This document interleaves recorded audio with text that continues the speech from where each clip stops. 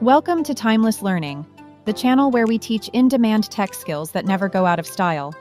Before we jump in, make sure you like, subscribe, and turn on notifications, so you'll always catch our next big lesson on data, tech, and the future of work. By the way, guys, all the class files and materials are in the description below. If you don't see them there, just check the comments section. I've dropped the links there too. So let's jump right into it. Right here we have the Dunder Mifflin sales reports. And over here we have all the products that they were selling along with the months that they were sold in. And so in January, they sold 450 reams of paper. Down here we have the total items per month. And so in January, they sold 898 units of products or things that they sold. And at the very end, we have the year-end total. So this is the total amount of paper that they sold throughout the year. Now we're going to use this data right here for all of our charts. Now, you may not have data exactly like this. It can come in lots of different flavors, but you're going to get the basic gist of how to use charts, how to edit it, how to customize it to fit what you need. And then we're going to kind of put it right over here and kind of create its own sheet where we can kind of visualize all the things that we want to show.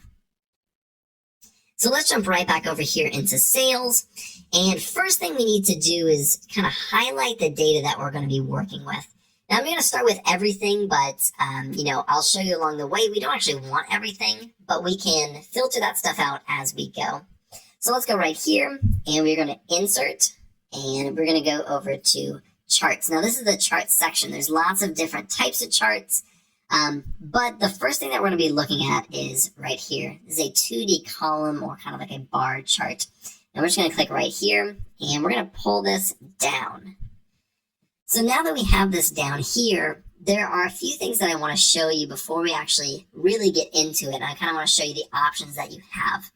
So if you go up here, we have different chart styles. And so if I hover over them, you can see that each one kind of looks a little bit different. And it really doesn't matter. It doesn't really change the data in any way, just how you visualize it. And so if that is important, if that is something that you want to stick with a certain theme or a certain look, then go for that. The other thing that's really nice to have over here is this switch row and column. So right down here, you can see this purple and you can see this red. Those are our rows and columns, and we can switch that right here. So if we go like this, now instead of the months being right here, the months are the colors and the actual product is right here. Let's click it again and it'll go back. And so now we have this kind of time series. So now we have January through the end of your total. Now, this one is one that I think is super helpful. You can do it down here as well if you go to this filter. But both of these are super helpful because you sometimes just want to select all the data and then kind of get in there and mess with it. Something that we want to get rid of is this total items per month. So we want to remove that. And then we also want to remove this year-end total because both of those are kind of the end result. They're not the actual data per month or per product. So we're going to get rid of those and we're going to apply that. And as you can see, just right off the bat, our data has changed dramatically. And that's because we aren't including these large numbers that were kind of throwing off the visualization for us. So this one right here, as is already pretty good. What we can do right here is we can change this, and we're just going to say products sold per month. Now, what we can do if we want to move it to another sheet is we can actually move the chart, and we can select where we want to move it. We can move it to a chart sheet, and we can do that. Or something that I do almost 99% of the time is I just copy, and I come over here, and I'm going to paste it. And so now we have this this chart right over here as well as back here. And so I typically tend to do that because now we can still go over here and change this one as much as we want. So if we want to go in here, we can alter this one and it won't affect the other one. So we just have basically two copies. So we're going to keep this one right here. This is going to be our first visualization.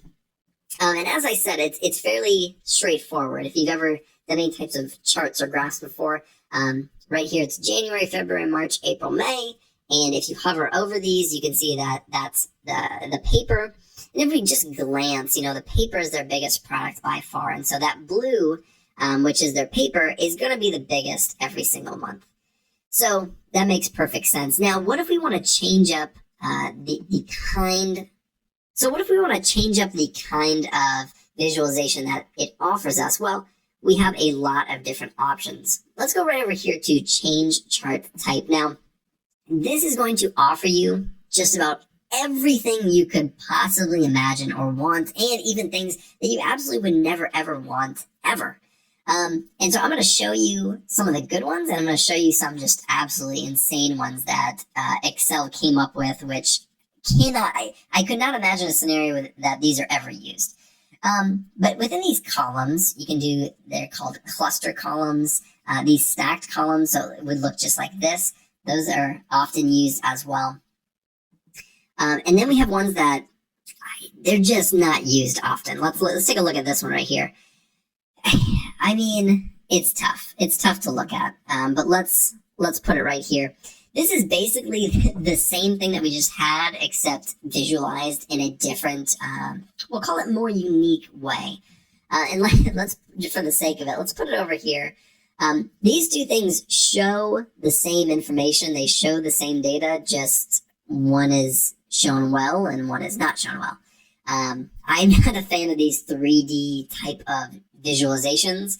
I just don't like them. But maybe you do, and you want to use that. That's fantastic. Let's go back. Something else that you probably use a lot are things like these line graphs. Okay, so these are line graphs, and they're different types. So there are these stacked, 100% stacked lines with markers, different flavors for this type of line graph. And so you can go in here and take a look. Again, not my favorite, but they have it as an option if you choose to do this. But I'm kind of a simple guy. But I'm going to go in here, and it's pretty clustered. I want to kind of take the ones that have the highest sales, or the highest total amount sold. So that would be paper, manila folders, and 3-ring binders. So let's go in here. We want to keep paper. We want to keep manila folders, and we want to keep 3-ring binders. And let's apply that. And so now it's a lot cleaner. And we're just going to copy this, and we're going to put it over here. And I'm just putting these all over here for you, because we'll look at this at the end and just kind of see different options and ways to do things as we have gone through this tutorial. So let's go back here. Now, something else that we haven't looked at is the actual colors and color schemes that you can do. So let's go right here to these chart styles, and we can go to color. Now, color is something that probably is quite overlooked in actual charts and graphs. Some terrible colors like this or this, where they're really close together, especially when you have a lot of them. For example, let's just pretend we put all of them back really quickly. It is near impossible to distinguish these colors. We wouldn't want that. Let's go back to this color. You know, when you have it like in some of these colors, at least, it at least distinguishes them. So you can kind of see what you're working with. But when you have it in these monochromatic options, sometimes they're just impossible to distinguish. So be sure to choose the right colors that you're using, so that if somebody who's never seen this data before looks at it, they can easily distinguish the product and the month that you are looking at. But let's go just back up here. We'll choose this default option. Well, let's choose this one right here. This one's nice, although there's lots of yellows and oranges. Now let's see this one. This one's not bad. Greens, blues, and like yellows. So that's nice. Other things that we want to look at, and there are these chart elements right here. Other things that we can add are things like data labels. And right here, it's super messy. But if we went back and we got rid of some of these things, like the printer, staples, highlighters, pens, and total, if we apply that, it's a little bit easier to distinguish. And that's, something that you may be interested in doing. You can also add this data table at the bottom, which is the actual columns and rows that you have for this visualization right here. Now, let's expand this quite a bit. I'm going to make this extremely large. If you have something like this, it actually can be pretty nice. Maybe we get rid of these data labels, but it can be easy because you're putting it all in one place. You can also make this 2 separate visualizations. So you can have one visualization just like this, and right underneath it, you can have the actual rows and columns, but this option allows you to put it all in one. So let's put this back down because that is way too big. And let's expand it a little bit. Now, if you notice right here, we have our legend up top. It is possible to actually change that. You can go right here and you can move this kind of wherever you want. But it's not exactly easy to put based off how we have it right here. If we go into this chart elements, we go down to legend and we hit this little arrow right here. We can select it on the right, the top, the left, and the bottom, or we can just go to more options, which allows us to push it anywhere. But let's say I want to do it just like this. I'm going to put it on the right, and I actually want to bring it down right here. And, that's just an option if you want to kind of customize it a little further, makes it a little cleaner. You can do that with almost any of these things. So if you click on this, you can move this anywhere as well. So if you want to move this over here on top of it, you can and make it look terrible, or you can move it right back over here. This is something that you can move around. You just kind of want to make sure you're doing it the right way. So let's get this back where it was. There we go. Now, before we go any further, let's copy that and put it right over here with our other charts and graphs. And if you see over here on this side, we have this format chart area. Notice I haven't showed you this at all yet. That is because I genuinely just don't use this almost at all. There are some good stuff in here, and I'm sure that, if you were someone who really wants to go in there and super customize it, you can do that. But I just never get in here and I never, change the glow or the shadows.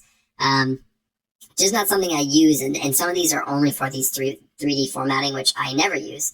And so I'm not going to show you and walk through these things. Again, I really don't use it. And so if you want to go in there and mess with it, by all means, go for it. It's just not something that I want to take the time to show you.